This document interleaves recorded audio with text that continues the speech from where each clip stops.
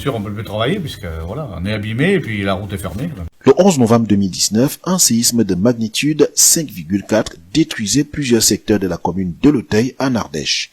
Le tremblement de terre a été suivi d'une réplique 2 jours plus tard, mais cette fois sans conséquences. Placée en état de catastrophe naturelle, la commune de L'Auteuil pense ses plaies. Aujourd'hui, l'heure est à la reconstruction. Plus d'un mois après le tremblement de terre, les traces de la secousse tellurique sont toujours visibles.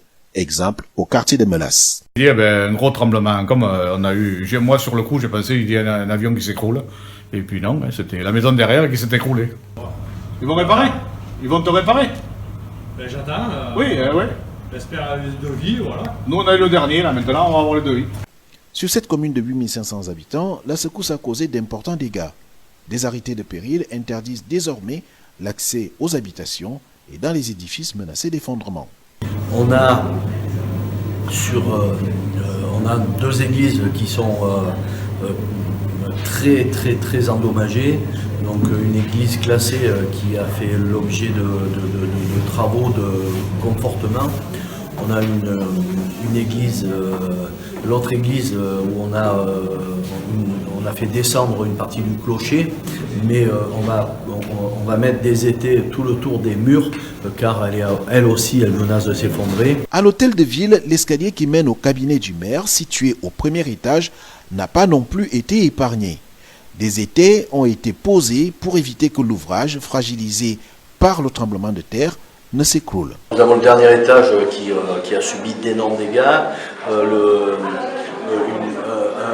mur maître qui s'est désolidarisé de l'ensemble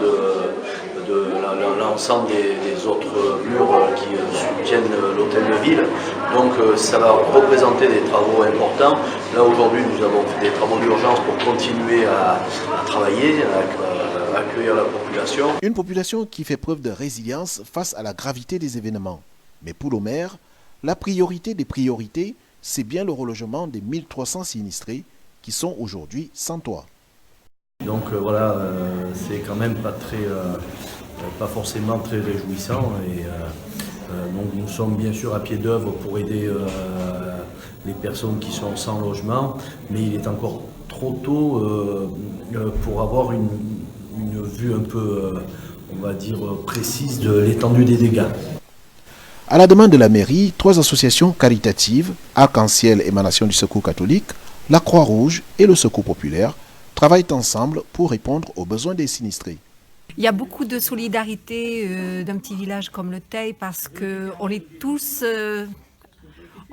c'est naturel, tout est naturel, on s'aide les uns les autres, même avant le séisme c'était comme ça. Ouais non, c'est un peu grand, je vais vous prendre quelque chose de plus petit.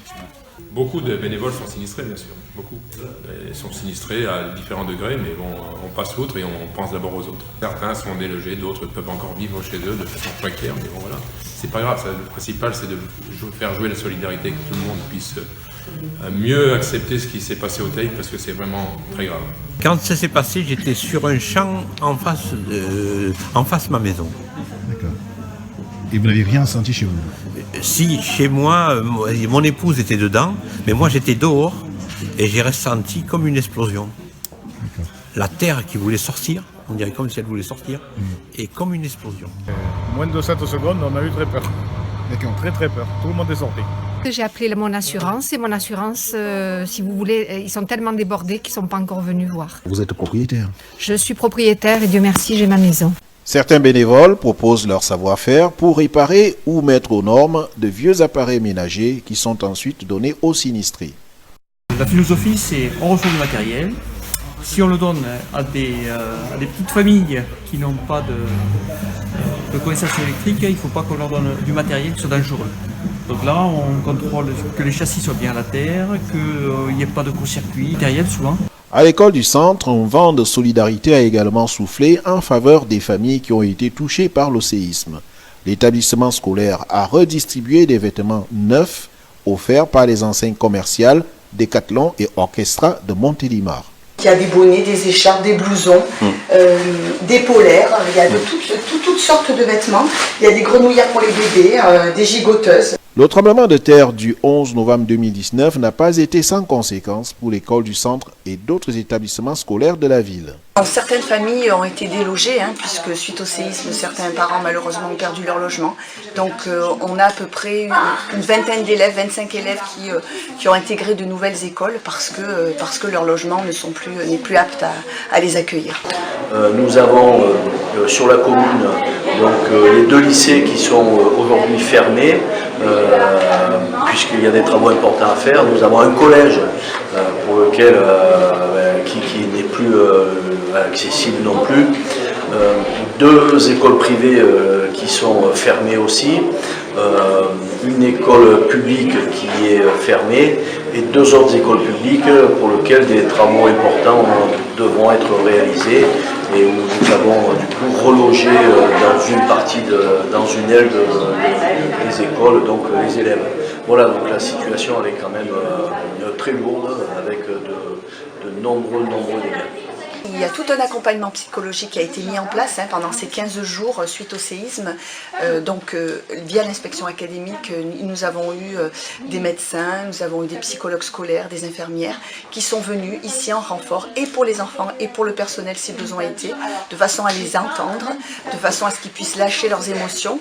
Et puis de nouveau, en fonction des besoins que nous allons repérer sur l'école les semaines qui arrivent, là, nous aurons de nouveau, nous pourrons bénéficier de nouveau de cette cellule psychologique. Avec les experts, je pense qu'il y a une impatience de la part des habitants, parce que les experts viennent mais un peu au compte-gouttes.